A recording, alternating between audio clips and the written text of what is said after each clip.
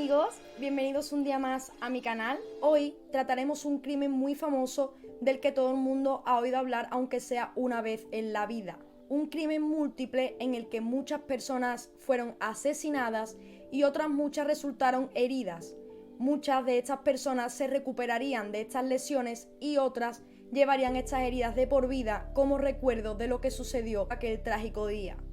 El caso que trataremos hoy es la masacre de Puerto Urraco, ocurrido el domingo 26 de agosto de 1990. De este suceso hay películas narrando lo sucedido, como también tiene menciones en alguna que otra canción. Antes de comenzar con todos los detalles de este vídeo, me gustaría que si no estás suscrito lo hagas ahora, que también actives la campanita para que YouTube te avise cada vez que subo un vídeo nuevo. Como también sabéis que todas mis redes sociales están fijadas en un comentario aquí abajo, junto con PayPal y Patreon para quien quiera hacer una donación al canal.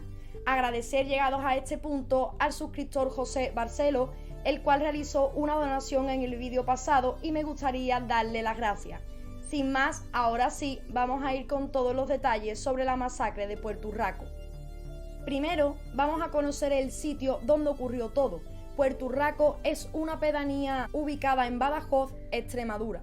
En el momento de los hechos era un pueblo que tenía muy poquitos habitantes, llegando a ser simplemente 200 en verano, cuando algunos familiares de las personas que vivían allí iban a visitarlos, o en el pueblo se realizaba alguna que otra celebración y acudían más personas. Un dato interesante es que según los últimos estudios realizados en el año 2017, Puerto Urraco cuenta con tan solo 103 habitantes. Aunque el crimen ocurrió en 1990, todo comenzó en 1967. Y para poder relatar qué fue lo que sucedió, tenemos que tener claro cuáles son las dos familias protagonistas de esta historia.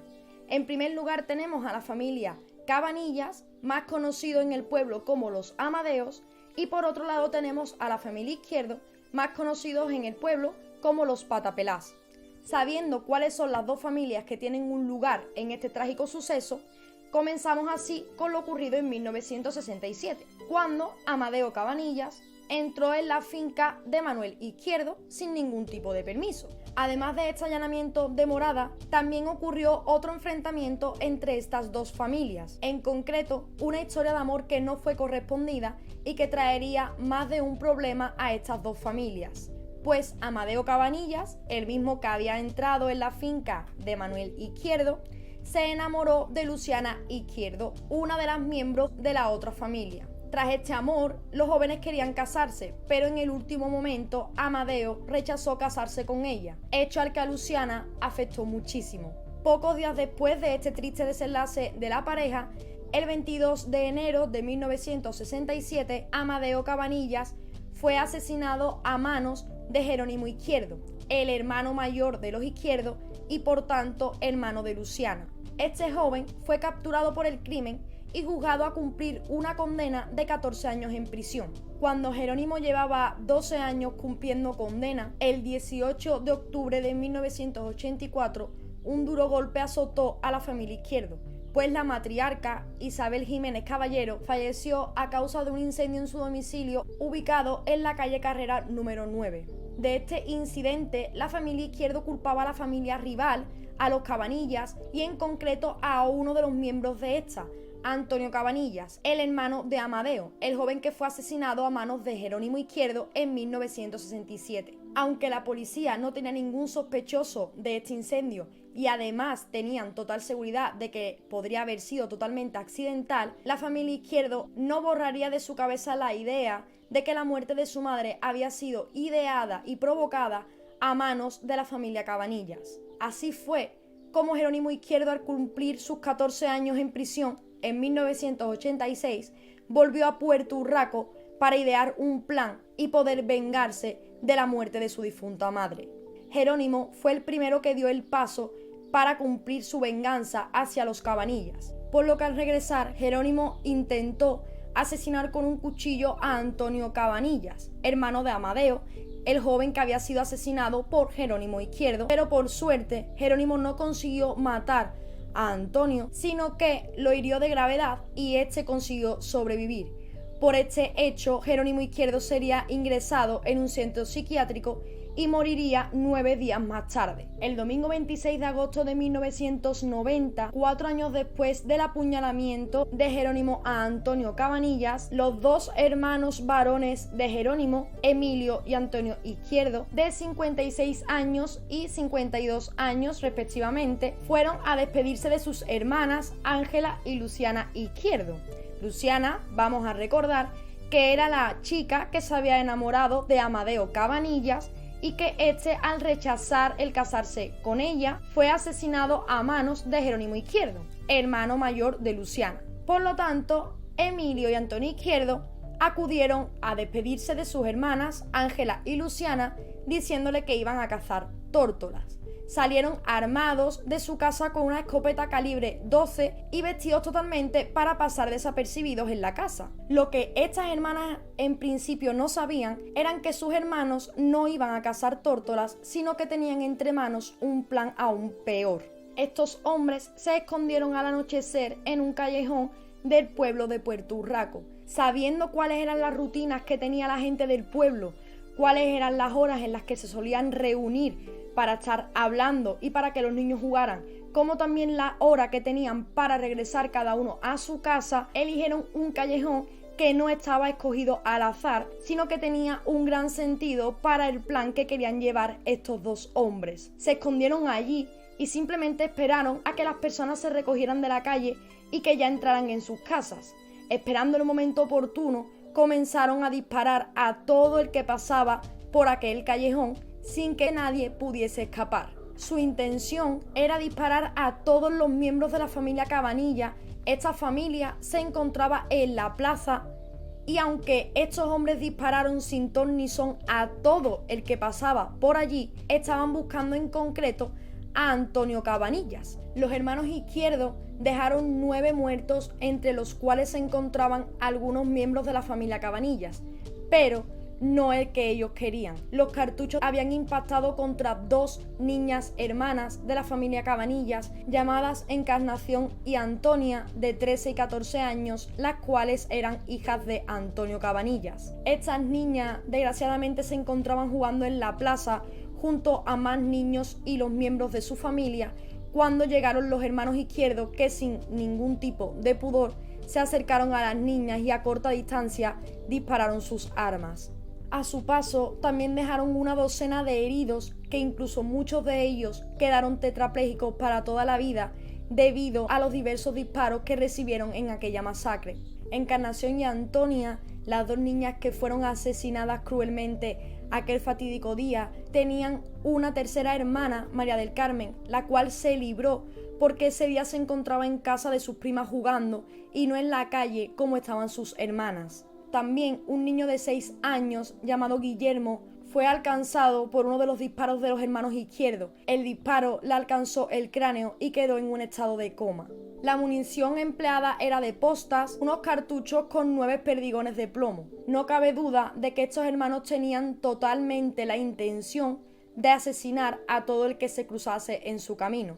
Tras la masacre ocurrida en la plaza del pueblo, estos hermanos huyeron al monte, donde su intención era descansar un poco y cuando se levantaran regresar al pueblo a continuar con su plan de venganza. Aunque ya habían herido a algunos miembros de la familia Cabanillas, ellos no se daban por vencidos y querían acabar con todos los integrantes de esta familia. Tras su fuga del pueblo al monte donde iban a dormir, los hermanos Izquierdos se atrevieron incluso a disparar a una unidad de la Guardia Civil que acudía, alertada por los vecinos, a la casa cuartel de Monterrubio de la Serena. Los 2 agentes resultaron gravemente heridos debido a estos disparos, incluso antes que pudiesen dar el alto a estos asesinos o incluso poder sacar sus armas reglamentarias para poder defenderse.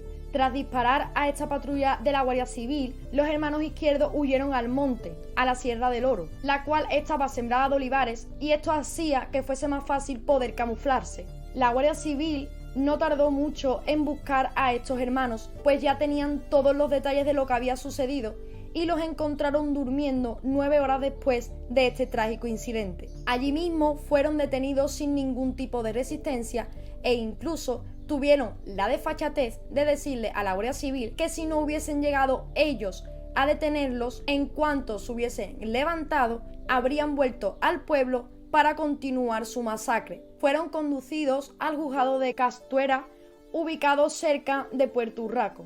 Emilio Izquierdo no mostró ningún tipo de arrepentimiento durante el tiempo en el que este juicio se llevó a cabo y fue juzgado, e incluso una de las frases que él mismo dijo sería: ahora que sufra el pueblo como yo he sufrido durante todo este tiempo.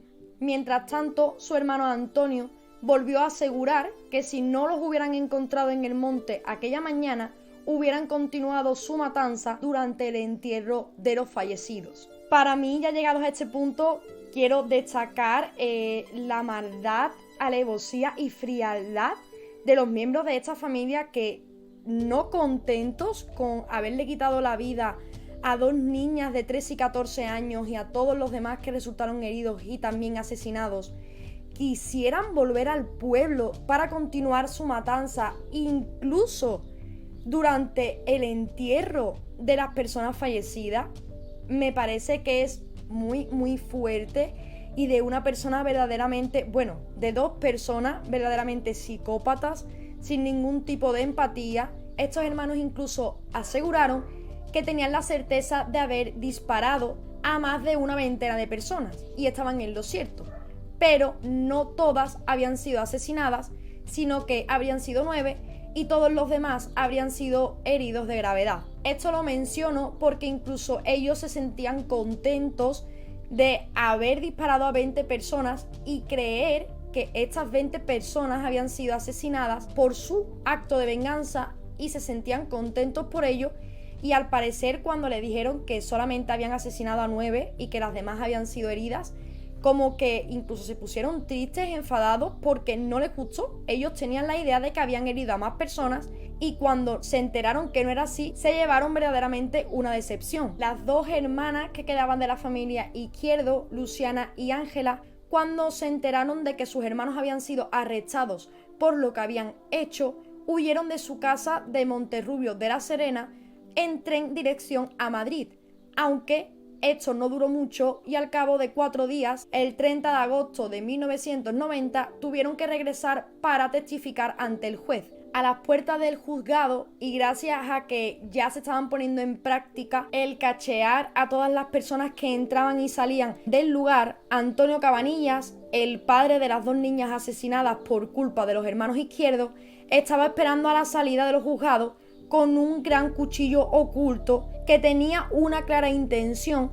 de herir a los hermanos Izquierdo, pero fue desarmado y arrestado por la Guardia Civil, que custodiaba el edificio por las posibles represalias. El juicio, celebrado 3 años y medio después, en 1994, los hermanos Izquierdo fueron condenados a 684 años de prisión y a una indemnización económica de 300 millones de pesetas. El magistrado resaltó que estos hermanos habían estado elaborando un plan que no tenía fisuras, eligiendo un callejón en concreto y unas horas concretas donde sabían que la mayoría de personas estarían fuera de sus casas y que tendrían una barra libre para cometer su venganza hacia todo el que cruzara por aquel callejón. Incluso también resaltó que muchas personas intentaron huir cuando escucharon los disparos, pero que a estos hermanos les sirvió de motivación para continuar con su masacre. En principio, la fiscalía no se olvidaba de las hermanas Ángela y Luciana, pues las tenían como las inductoras del crimen y aquellas que habían incitado a sus 2 hermanos a que cometieran aquellos actos. Pero 2 años después no se le pudo aplicar ningún tipo de condena, pues verdaderamente no existía ninguna prueba que las posicionase como las mentes pensantes de este crimen. Sin embargo, aunque no se pudiese demostrar su participación en los crímenes, las hermanas Ángela y Luciana fueron internadas en un centro psiquiátrico ubicado en Mérida bajo recomendación médica, ya que le diagnosticaron un proceso paranoide y un trastorno delirante compartido relacionado por la venganza de la muerte de su madre. Y es por esto que bajo recomendación médica ingresaron en un centro psiquiátrico. Pero 14 años después de que estas 2 hermanas ingresaran, el 1 de febrero de 2005 murió en esta institución Luciana Izquierdo, a los 77 años, considerada por muchos todavía como una de las posibles inductoras del crimen de Puerto Urraco. Verdaderamente había un motivo para pensar esto, pues Luciana había sido la joven rechazada por Amadeo Cabanillas, que más tarde fue asesinado por el hermano de Luciana. En noviembre del mismo año, solamente 10 meses después, fallecería Ángela Izquierdo, también en el centro psiquiátrico en el que estaba interna, quedando solamente los hermanos Izquierdo en prisión cumpliendo su condena. El 13 de diciembre de 2006, Emilio Izquierdo, que tenía 72 años, falleció por causas naturales debido a unos problemas de corazón que este padecía. Fue hallado sin vida en su celda por un funcionario y en el momento de su entierro, el único hermano que quedaba de los Izquierdo, Antonio, aseguró frente a su tumba: hermano, te vas con la satisfacción de que tu madre ha sido vengada. 3 años y medio después del fallecimiento de Emilio, el 25 de abril de 2010, Antonio Izquierdo se quitaría la vida a los 72 años de edad, ahorcándose en su celda del módulo de enfermería con unas sábanas anudadas. Antonio cumplió una condena de 25 años, por lo que le quedaban todavía 5 años que cumplir. Él había manifestado en muchísimas ocasiones su descontento porque a su caso se le aplicó la doctrina Parot y seguramente por eso decidió quitarse la vida el mismo día en el que debería de haber salido de prisión. Ninguno de los 5 hermanos Izquierdo tuvo descendencia, por lo que su linaje acabó en el momento en el que Antonio, en el año 2006, decidió acabar con su vida. De la familia de los Cabanillas, la única en tener descendencia y la que también sobrevivió de la masacre fue María del Carmen, la cual tuvo 2 niñas, pero al ser Cabanillas el apellido materno quedaría en segundo lugar y el linaje de la familia Cabanillas, o conocidos en el pueblo los Patapelás, poco a poco y conforme pasen las generaciones, ese apellido también se perderá y solamente quedará el triste recuerdo y un trágico suceso en el que estuvieron involucrados la familia Izquierdo y Cabanillas, ambas de Puerto Urraco. El suceso fue recreado 14 años después bajo el título El Séptimo Día. Yo particularmente la he visto y sé que muchos de vosotros también, porque era una película que alguna que otra vez han puesto en televisión y que se puede ver también en internet. Una película que yo recomiendo porque verdaderamente está muy bien recreada, la forma en la que cuenta el suceso y cómo estos hermanos planearon todo para orquestar esta masacre. Si tenéis tiempo y podéis verla, es una recomendación mía que os hago. Y sin más, llegados a este punto en el que ya hemos acabado con toda la información de este crimen, me gustaría deciros, como es costumbre, que me dejéis aquí abajo en los comentarios vuestra opinión, sugerencia, serie, película, libro, lo que queráis, casos que traer al canal y comentar, que ya sabéis que me gusta muchísimo tener en cuenta vuestras sugerencias y que este contenido al fin y al cabo lo hagamos entre todos. Me gustaría daros las gracias por todo el apoyo que recibo a diario, tanto por mis redes sociales como por los comentarios que me dejáis aquí. Como ya sabéis, si no estás suscrito, hazlo ahora para no perderte nada. Todas mis redes sociales abajo, PayPal y Patreon para quien quiera hacer una donación al canal. Y sin más, amigos, nos vemos en el próximo vídeo. ¡Adiós!